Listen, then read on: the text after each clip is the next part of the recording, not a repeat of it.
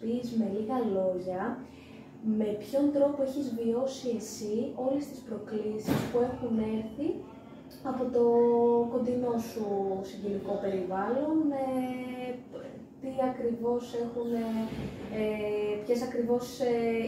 ακριβώς ήταν τα συναισθήματά σου και πώς το αντιμετώπισες όλο αυτό και τι σε βοήθησε να το ξεπεράσεις, να το αποδεχτείς και να συνεχίσετε.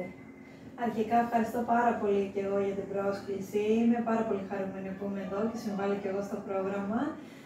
Να σου πω από τη δική μου την πλευρά, πώς το βίωσα σαν παιδί, άρχισα να κατανοώ μέσα από μια συγγενική μας φίλη ότι ο αδερφός μου είναι αλλιώτικος από εμένα και από τα άλλα παιδιά που κάναμε παρέα και παίζαμε μικρά.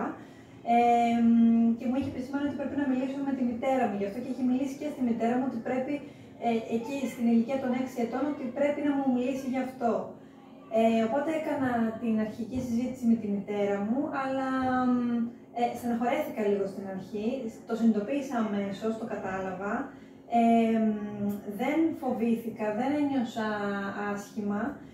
Γιατί εγώ πολύ απλά τον έβλεπα πάντα ως τον αδερφό μου, το μέλος της οικογένειάς μας που αγαπούσα πάρα πολύ και απλώς όπως ήμασταν παιδιά, όπως όλα τα παιδιά και τώρα, όπως βλέπουμε και στα πλαίσια της συμπερίληψης, παίζουμε όλοι μαζί και κάνουμε παρέα και περνάμε καλά χωρίς να σκεφτόμαστε κάτι περαιτέρω.